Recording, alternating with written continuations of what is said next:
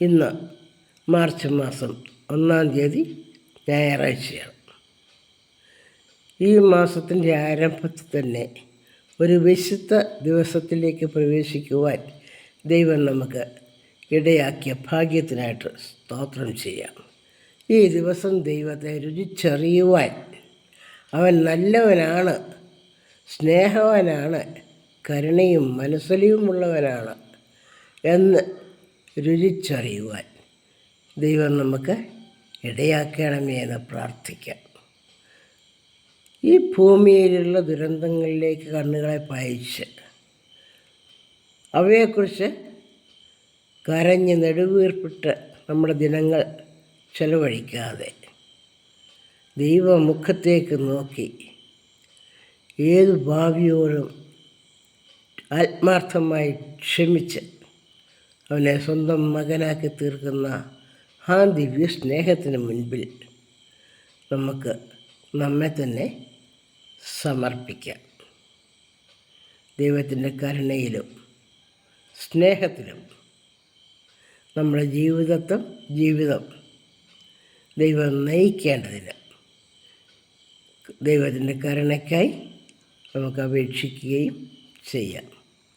ഇയ്യോബ് 35-ാം അധ്യായം 10-11 വാക്യങ്ങൾ വായിക്കട്ടെ.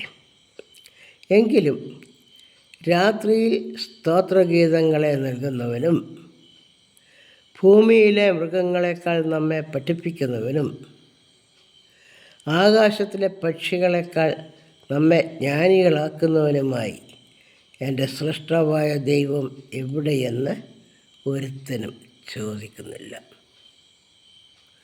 ദൈവത്തെ അന്വേഷിക്കുന്ന ബുദ്ധിമാനുണ്ടോ എന്ന് കാണുവാൻ ദൈവം സ്വർഗത്തിൽ നിന്ന് മനുഷ്യപുത്രന്മാരെ നോക്കുന്നു.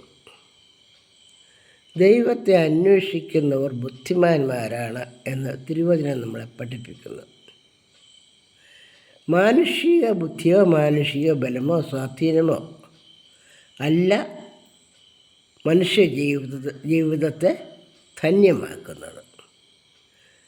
നാം ജീവിക്കുന്ന ഈ ഭൂമി, ഈ ലോകം ദുഷ്ടൻ്റെ അധീനതയിൽ കിടക്കുന്ന ഒരു ലോകമാണ്. അതിൽ നിന്നും മോചിപ്പിക്കുവാനായി നമ്മുടെ സർക്കാരിൻ്റെ സംവിധാനമോ ആധുനിക ശാസ്ത്രത്തിൻ്റെ മികവുകളോ ഒന്നും പര്യാപ്തമല്ല. ഇവയൊക്കെയും അഖിലാണ്ടത്തെ മുഴുവൻ ഭരിച്ച് ക്രമീകരിച്ച് പരിപാലിച്ച് നടത്തുന്ന ഒരു ദൈവത്തിൻ്റെ കരങ്ങൾക്ക് മാത്രമേ മനുഷ്യ ജീവിതത്തെ സ്വസ്ഥതയിലും സമാധാനത്തിലും ആക്കി തീർക്കുവാൻ കഴിയും. മറ്റുള്ള പ്രയത്നങ്ങളൊക്കെയും വൃഥാവാണ്. എന്തെല്ലാം സ്കീമാണ് നമ്മുടെ സർക്കാരൊക്കെയും ഇതിനു വേണ്ടി ചിലവഴിക്കുന്നത്. എന്തെങ്കിലും പ്രയോജനം നമുക്ക് ലഭിക്കുന്നുണ്ടോ? അല്ലല്ല. നാം ദൈവത്തിങ്കിലേക്ക് തിരിയാൻ, ദൈവനാമത്തെ കൂടുതൽ ആഴത്തിൽ വിളിക്കുവാൻ നാം നമ്മെ തന്നെ സമർപ്പിക്കുമ്പോൾ നമ്മുടെ ഉള്ളിൽ നിറയുന്ന ഒരു സമാധാനമുണ്ട്. ആ സമാധാനത്തെ പൗലോസപ്പോസ്തലൻ വിളിക്കുന്നത് സകല ബുദ്ധിയെയും കവിയുന്ന ദിവ്യ സമാധാനം. ആ സമാധാനത്തെ വ്യാഖ്യാനിക്കുവാനോ അപഗ്രഥിക്കുവാനോ മനുഷ്യബുദ്ധിക്ക് കഴിയുന്നില്ല. അങ്ങനൊരു സമാധാനമാണ് ദൈവം നമുക്ക് പ്രദാനം ചെയ്ത് ഈ ലോകത്തിൽ സംസർഗത്തിൽ ആക്കിയിരിക്കുന്നത്. ആ കർത്താവാണ് നമ്മളോട് പറയുന്നത്, നിങ്ങളുടെ ഹൃദയം കലങ്ങിപ്പോകരുത്, ഞാനുണ്ടല്ലോ കൂടെ. ദൈവത്തിൽ വിശ്വസിപ്പിൻ, എന്നിലും വിശ്വസിപ്പിൻ. നിങ്ങളുടെ ഹൃദയം കലങ്ങാതെ ഈ ദൈവത്തെ ഒന്ന് അന്വേഷിക്കുക. അത് വൃഥാ പ്രയത്നമല്ല ദൈവത്തെ അന്വേഷിക്കുന്നത്. ദൈവകൽപ്പനകളെ അനുസരിക്കുന്നത് വൃഥാ പ്രയത്നമല്ല. ബാക്കി എന്തെല്ലാം മാർഗം ഉണ്ടെങ്കിലും അവയൊക്കെ നമ്മളെ നാശത്തിൽ മാത്രമേ കൊണ്ടെത്തിക്കുന്നുള്ളൂ. നമുക്ക് സമാധാനത്തോടെ ആയുഷ്കാലമൊക്കെയും ജീവിക്കണമോ? നാം ദൈവത്തെ അന്വേഷിക്കുക. ദൈവവും അന്വേഷിച്ചു കൊണ്ടിരിക്കുന്നത് അതാണ്. ദൈവത്തെ അന്വേഷിക്കുന്ന ബുദ്ധിമാനുണ്ടോ എന്ന് കാണുവാൻ യഹോവ സ്വർഗത്തിൽ നിന്ന് മനുഷ്യപുത്രന്മാരെയൊക്കെയും നോക്കുന്നു. ദൈവത്തെ അന്വേഷിക്കുക. ആ ദൈവത്തെ ആരായിട്ടാണ്, ഏതനുഭവത്തിൽ കൂടിയാണ് നമുക്ക് ഉൾക്കൊള്ളുവാനായിട്ട് കഴിയുന്നത്? ഈ ലോകത്തിൻ്റെ കണ്ണുനീരും നെടുവീർപ്പും കരച്ചിലും പരിദേവനവും ഒക്കെയും നമുക്ക് ധാരാളം പറയുവാനുണ്ട്. പറഞ്ഞാലും തീരാത്ത പോലെയുള്ള ഭാരങ്ങളും പ്രയാസങ്ങളുമാണ് നമുക്ക് ഓരോരുത്തർക്കും അനുഭവപ്പെടുന്നത്. എന്നാൽ നാം വായിച്ച വേദഭാഗത്ത് പറയുന്നത് പോലെ നമ്മുടെ ദൈവം രാത്രിയിൽ സ്തോത്രഗീതങ്ങളെ നൽകുന്നവനാണ്. അന്ധകാരത്തിൻ്റെ അനുഭവത്തിൽ, ഏകാന്തതയുടെ അനുഭവത്തിൽ ഞാനുണ്ട് നിൻ്റെ കൂടെ എന്ന് പറഞ്ഞുകൊണ്ട് ആ ദൈവത്തിൻ്റെ സമാധാനം നമുക്ക് നൽകുവാൻ, ആ സർവ്വബുദ്ധിയെയും കവിയുന്ന ആ സമാധാനം നമുക്ക് നൽകുവാൻ കർത്താവ് അരികെയുണ്ട്. അതനുഭവിക്കുവാൻ ദൈവം നമ്മളെ പ്രാപ്തരാക്കണമേ എന്ന് നമുക്ക് പ്രാർത്ഥിക്കാം. ദൈവം രാത്രിയിൽ സ്തോത്രഗീതങ്ങളെ നൽകുന്നവന്. ഭൂമിയിലെ മൃഗങ്ങളെക്കാൾ നമ്മെ പഠിപ്പിക്കുന്നവന്. ഭൂമിയിലെ മൃഗങ്ങൾ എത്ര കരുത്തുറ്റവയാണെങ്കിലും അവ പരസ്പരം നശിപ്പിക്കുവാനായിട്ട് ശ്രമിക്കുന്നില്ല. ഓരോ ജാതിയിലുള്ള മൃഗങ്ങളും അവയുടെ നിലനിൽപ്പിന് വേണ്ടി ആവോളം പരിശ്രമിക്കുന്നു. നാം മൃഗങ്ങളെ നോക്കിയാൽ നമുക്ക് മനസ്സിലാകുന്ന ഒരു സംഗതി, അവ കൂട്ടമായിട്ടാണ് കാട്ടിൽ മേയുന്നത്. ഓരോ മൃഗവും ഒറ്റയ്ക്കൊറ്റയ്ക്ക് പോകുന്നതായിട്ട് നമ്മൾ കാണുന്നില്ല. ഓരോ വർഗത്തിലുള്ള മൃഗങ്ങളും എല്ലാം ഒരേ കാട്ടിൽ ഒരേ വനത്തിൽ ജീവിക്കുന്നുവെങ്കിലും അവ കൂട്ടമായിട്ടാണ് ഒന്നിച്ചാണ് നടക്കുന്നത്. ഒന്നിച്ച് നടക്കുമ്പോൾ ഉള്ള ഒരു പ്രത്യേകത, ആ സഹകരണത്തിന്, ആ കൂട്ടായ്മയ്ക്ക് ഒരു വലിയ ബലമുണ്ട്. ആ ബലത്തിൻ്റെ തണലിലാണ് സമാധാനമായിട്ട് ആ മൃഗങ്ങളെ മേയുവാനായിട്ട് സാധിക്കുന്നത്. ഓരോ മൃഗവും വളരെ ജാഗ്രതയോടെയാണ് വനത്തിൽ ജീവിക്കുന്നത്. ഉപദ്രവകാരികളായ സിംഹമോ കടുവയോ ഏതെങ്കിലും വരുന്നുണ്ടോ എന്നറിയുവാൻ. ഈ മൃഗങ്ങളെ, കൂട്ടമായി ജീവിക്കുന്ന മൃഗങ്ങളെ ആക്രമിക്കുവാൻ ഈ ഹിംസ്ര ജന്തുക്കൾക്കും കഴിയുന്നില്ല. അതുകൊണ്ട് ഈ മൃഗങ്ങൾ എന്തുവാണ് ചെയ്യുന്നത്? ഇവയെ ഒറ്റപ്പെടുത്തുവാനായിട്ട് ശ്രമിക്കുകയാണ്. ഒറ്റപ്പെടുത്തിയാൽ പിന്നെ ഈ മൃഗങ്ങൾക്ക്, ഈ സിംഹത്തിനോ കടുവയ്ക്കോ പുലിക്കോ ഒരു മാനിനെയോ ആടിനെയോ കൊന്നു തിന്നുവാൻ പ്രയാസമില്ല. കാരണം അവരെ സഹായിക്കുവാൻ മറ്റ് മൃഗങ്ങൾ വരുന്നില്ല.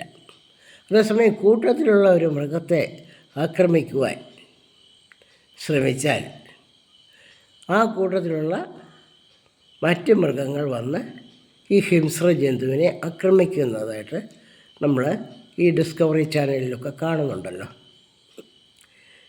ശത്രുവിൻ്റെ ഏറ്റവും വലിയ ആക്രമണ ശക്തി എന്ന് പറയുന്നത് നമ്മെ ഒറ്റപ്പെടുത്തുകയാണ്. നമുക്ക് നമ്മളെക്കുറിച്ചൊന്ന് ചിന്തിക്കാം. നമ്മുടെ ഭവനങ്ങളിൽ നമ്മളെ ഒറ്റപ്പെടുത്തുന്നുണ്ട്. ഏതൊക്കെ ഘടകങ്ങളാണ്? പലപ്പോഴും പണത്തിന് വേണ്ടിയുള്ള മോഹം. എൻ്റെ സഹോദരൻ്റെ കൂടെ ജീവിച്ചാൽ അത്രയും പണം അവർക്ക് വേണ്ടി ഇവിടെ ചിലവാകും. അവരുടെ ആവശ്യങ്ങൾ ഞാൻ സഹായിക്കേണ്ടി വരും. ഇല്ല, അതിനുള്ള മനസ്സില്ല. അതുകൊണ്ട് എൻ്റെ കാര്യം ഞാൻ നോക്കി ഞാനങ്ങ് വേറെ ജീവിച്ചോളാം. നമ്മൾ ഗോത്രവർഗത്തിൻ്റെ ജീവിതത്തിലേക്ക് നമ്മൾ നോക്കിയാൽ ഒരു ഗോത്രത്തിലുള്ളവർ അവരൊറ്റക്കെട്ട, മറ്റൊരു ഗോത്രത്തിലുള്ളവരാണ് അവർക്ക് ശത്രുക്കൾ. അന്യോന്യം കലഹമൊക്കെ ഉണ്ടായേക്കാം. ആ കലഹത്തെയൊക്കെയും നിസ്സാരവൽക്കരിക്കുവാനായിട്ട് കഴിയും. എന്നാൽ അന്യോന്യം പകവച്ച് ഉപദ്രവകാരികളാകുന്നത് അന്യഗോത്രങ്ങളോട്. അവരൊറ്റക്കെട്ടാണ്, അവരെ ആക്രമിക്കുവാനായിട്ട് കഴിയുകയില്ല. ഇത് ഒറ്റക്കെട്ടായിട്ട് ജീവിക്കുന്ന കള്ളന്മാരുടെ ഈ കാര്യങ്ങളൊക്കെ നമ്മൾ പോലീസ് കഥകളിൽ നിന്നൊക്കെ വായിച്ചിട്ടുണ്ടല്ലോ. തിരുട്ട് ഗ്രാമം പോലുള്ള ഗ്രാമത്തിലൊക്കെ ഒരു പോലീസ് ഗ്രാമത്തിലുള്ള ഒരു പ്രതിയെ പിടിക്കാൻ ചെന്നാൽ പെട്ടെന്ന് ഗ്രാമത്തിലുള്ള എല്ലാ വീട്ടിലും വിളക്ക് തെളിയും. എല്ലാവരും കൂടി വന്ന് പോലീസിനെ ആക്രമിക്കുന്ന അനുഭവങ്ങളെക്കുറിച്ചൊക്കെ നമ്മൾ വായിച്ച് അറിവുണ്ട്. ഒറ്റപ്പെടുത്തുന്നതാണ് പിശാചിൻ്റെയും തന്ത്രം. നാം ലോകത്തിലേക്ക് പോകുവാൻ അയക്കപ്പെട്ടവരാണ് നമുക്ക് ഓർക്കാം. ലോകത്തിൽ നിന്നും മാറി ഒറ്റയ്ക്ക് ജീവിക്കുവാൻ വിധിക്കപ്പെട്ടവരല്ല ക്രൈസ്തവ ജനത. ലോകത്തിലേക്ക് പോയി അവരോട് ഐക്യദാർഢ്യപ്പെട്ട് ജീവിക്കുക. അവരുടെ ജീവിതത്തെ പിന്തുടരുക, ജീവിതശൈലിയെ പിന്തുടരുക. കർത്താവിൻ്റെ ജീവിതത്തിൽ നമ്മൾ കാണുന്ന ശൈലി അതാണല്ലോ. അവൻ ദൈവസ്വരൂപത്തിൽ ഇരിക്കെ ദൈവത്തോടുള്ള സമത്വം മുറുകെ പിടിക്കണമെന്ന് വിചാരിക്കാതെ മനുഷ്യനായി ദാസവേഷമെടുത്തു. നമുക്ക് ഏറ്റവും വലിയ റോൾ മോഡൽ എന്ന് പറയുന്നത് നമ്മുടെ കർത്താവായ യേശു ക്രിസ്തുവാണ്. മനുഷ്യനെ ഒറ്റയ്ക്ക് വിടാതെ എല്ലാ മനുഷ്യനെയും ദൈവമക്കളായി ദൈവത്തിൻ്റെ സംരക്ഷണയിലേക്ക് കൊണ്ടുവരുവാൻ കർത്താവ് തന്ന മാതൃക ഇതാണ്. രാത്രിയിൽ സ്തോത്രഗീതങ്ങൾ ഉയർത്തുവാൻ എപ്പോൾ നമുക്ക് സാധിക്കും? എനിക്ക് ചുറ്റിനൊരു സംരക്ഷണ വലയമുണ്ട്. എന്നെ സ്നേഹിക്കുന്ന, എന്നെ സംരക്ഷിക്കുന്ന എൻ്റെ സഹോദരവർഗം എനിക്ക് ചുറ്റിനുമുണ്ട്. എനിക്ക് അവരെ ആവശ്യമാണ്, അവർക്കും എന്നെക്കൊണ്ട് ആവശ്യമാണ്. ഒരു പക്ഷേ ഞാൻ പണക്കാരനായിരിക്കാം, എൻ്റെ പണം കൊണ്ടായിരിക്കാം അവർക്ക് എന്നെ ആവശ്യം. അതേസമയം അവരുടെ സഹകരണമാണ് എനിക്ക് ആവശ്യം. എൻ്റെ ചെറിയ ചെറിയ കാര്യങ്ങളിൽ സഹായിക്കാനും സഹകരിക്കുവാനും എനിക്ക് അവരെ ആവശ്യമാണ്. പരസ്പര പൂരകമാണ് മനുഷ്യ ജീവിതം എന്നുള്ളത് നമുക്കെപ്പോഴും ഓർക്കാം. ആർക്കും ഒറ്റപ്പെട്ട് ഈ ലോകത്ത് ജീവിക്കുവാനായിട്ട് കഴിയുന്നില്ല. എല്ലാവർക്കും എല്ലാവരെയും ആവശ്യമാകുന്നു. ഭൂമിയിലെ മൃഗങ്ങളെക്കാൾ നമ്മളെ ജ്ഞാനികളാക്കുന്നു. മൃഗങ്ങൾ കൂട്ടമായി വസിക്കുന്നു. മൃഗങ്ങളുടെ ഏറ്റവും വലിയ ജ്ഞാനം അതാണല്ലോ. അവർ ജീവിക്കുന്ന വനത്തിൽ തന്നെ അവരെ കൊന്നു തിന്നുന്ന സിംഹമോ കടുവയോ ഉണ്ട്. അവയിൽ നിന്നും രക്ഷപ്പെടുവാൻ അവർ കൂട്ടമായി വസിക്കുന്നു. വീണ്ടും നമുക്ക് എന്താ പറയുന്നത് നമുക്ക് നോക്കാം. ആകാശത്തിലെ പക്ഷികളെക്കാൾ നമ്മെ ജ്ഞാനികളാക്കുന്നവനുമായി എൻ്റെ സൃഷ്ടാവായ ദൈവം എവിടെയെന്ന് ആരും ചോദിക്കുന്നില്ല. ആകാശത്തിലെ പക്ഷികളെക്കാൾ ജ്ഞാനമുള്ളവർ. ആകാശത്തിലെ പക്ഷികൾക്ക് യാത്രയ്ക്ക് എവിടെയെങ്കിലും മാർഗനിർദ്ദേശമുണ്ടോ? തുറന്നു കിടക്കുന്ന അന്തരീക്ഷം, ആ അന്തരീക്ഷത്തിൽ എവിടെ പോയാലും അവയ്ക്കുള്ള ഇര കിട്ടുന്നുണ്ട്. എങ്കിലും അവയുടെ കൂട്ടിലേക്ക് സന്ധ്യയാകുമ്പോൾ അവ മടങ്ങി വരുന്നു. എവിടെയെല്ലാം പോയി ഭക്ഷണം ഉണ്ടാക്കിയാലും സ്വന്തം കുടുംബത്തെക്കുറിച്ച് സ്വന്തം ബന്ധുജനങ്ങളെക്കുറിച്ചുള്ള ചിന്ത അവയ്ക്കുണ്ട്. നമ്മൾ ആകാശത്ത് നമുക്ക് പരിചിതമായ പക്ഷിയാണ് കാക്ക. പ്രഭാതത്തിൽ നമ്മുടെ വീട്ടുമുറ്റത്ത് വന്ന് നമ്മുടെ ചുറ്റുപാടുള്ള എച്ചിലുകൾ, ഈ കാലത്തധികം എച്ചിലില്ല, മുൻകാലങ്ങളിൽ വീട്ടുമുറ്റത്തൊക്കെ ധാരാളം എച്ചിൽ, ഭക്ഷണ അവശിഷ്ടമൊക്കെ കാണും, തേച്ച് മുഴക്കുന്നതിൻ്റെയൊക്കെ അവശിഷ്ടം കാണും. അവിടെയൊക്കെ വൃത്തിയാക്കുന്നത് ഈ കാക്കകളാണ്. ഒരു കാക്ക വന്നാൽ ആ കാക്ക അവിടെ നിന്ന് ഇരുന്നു കൊണ്ട് മറ്റുള്ള കാക്കകളെയെല്ലാം ക്ഷണിച്ചു വരുന്നു. ഞാൻ ഭക്ഷണം കണ്ടെത്തി, നിങ്ങൾ വന്നാൽ നിങ്ങൾക്കും ഇത് അനുഭവിക്കാം എന്നുള്ളൊരു ആഹ്വാനമാണ്. അങ്ങനെ ആ കുടുംബ ബന്ധം ശക്തിപ്പെടുത്തുന്നു. എനിക്ക് എന്തെങ്കിലും വിഭവശേഷി കിട്ടിയാൽ അത് മറ്റുള്ളവരുമായി പങ്കിട്ട് മറ്റുള്ളവരെയും ശക്തരും സമ്പന്നരുമാക്കുന്നതിൽ കൂടെ എൻ്റെ സുരക്ഷിതത്വമാണ് ഞാൻ പണിതെടുക്കുന്നത്. ആ ഒരു ദൃഢനിശ്ചയം ആകാശത്തിലെ പക്ഷികളെക്കാൾ ജ്ഞാനികളാക്കുന്നു. അവയ്ക്കുള്ള ജ്ഞാനം ഇതാണ്: തൻ്റെ കൂടെയുള്ളവരെ, കൂട്ടത്തെ ആദരിക്കുകയും ബഹുമാനിക്കുകയും ചെയ്യുന്നു.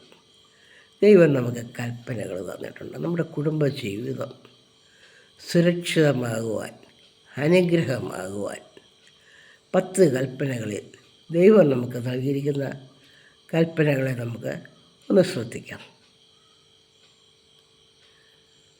ഏറ്റവും പ്രധാനമായി നമ്മെ ഓർപ്പിക്കുന്നത്, യഹോവ നിനക്ക് തരുന്ന ദേശത്ത് നിനക്ക് നന്മയുണ്ടാകുവാൻ നിൻ്റെ അപ്പനെയും അമ്മയെയും ബഹുമാനിക്കുക. ആ ഒരു കൽപ്പനയെ അവഗണിക്കുന്ന ആളുകൾക്ക് സമാധാനം നഷ്ടപ്പെടുന്നു എന്നുള്ളത് നമ്മൾ നിത്യേന കാണുന്ന അനുഭവമാണ്. സമാധാനം എന്നുള്ളത് നമ്മുടെ കുടുംബ ബന്ധങ്ങളെ സുദൃഢം ആക്കുന്നതിൽ കൂടെയാണ്. എല്ലാവർക്കും തെറ്റുകളുണ്ട്, എല്ലാവരുടെയും കയ്യിൽ കുറവുകളുണ്ട്, മറ്റുള്ളവർ ഇഷ്ടപ്പെടാത്ത അനവധി അനുഭവങ്ങൾ നമ്മിൽ നിന്ന് ഉളവാകുന്നുണ്ട്. പക്ഷേ ഇവയൊക്കെയും ക്ഷമിക്കുവാനും സഹിക്കുവാനും നാം ഒന്നാണ്, പരസ്പരം സ്നേഹിക്കേണ്ടവരാണ്, സഹകരിക്കേണ്ടവരാണ് എന്നുള്ള ചിന്തയിൽ നാം മുൻപോട്ട് പോകുകയും ചെയ്യുമ്പോൾ ദൈവം നമ്മെ അനുഗ്രഹിക്കുന്നു. 2 or 3 പേർ എൻ്റെ നാമത്തിൽ കൂടി വരുന്നിടത്തൊക്കെ ഞാൻ അവരുടെ നടുവിലുണ്ട്. 2 or 3 പേർ കൂടി വരുമ്പോൾ നമുക്ക് ശ്രദ്ധിക്കാം, ഒരു കൂട്ടത്തിൽ മറ്റുള്ളവരുമായുള്ള സഹകരണത്തിലും മറ്റുള്ളവരുമായുള്ള കൂട്ടായ്മയിലും ജീവിക്കുവാൻ നമ്മുടെ മനസ്സിനെ ഒരുക്കുമ്പോൾ മാത്രമാണ് നമുക്ക് ദൈവ സംസർഗം അനുഭവിക്കുവാൻ കഴിയുന്നത്. സ്വാർത്ഥ ചിന്ത നമ്മെ ദൈവാനുഗ്രഹത്തിലേക്ക് നയിക്കുന്നില്ല എന്ന് നമുക്ക് ഓർക്കാം. ഈ വചനങ്ങളാൽ ദൈവം നമ്മെ അനുഗ്രഹിക്കട്ടെ.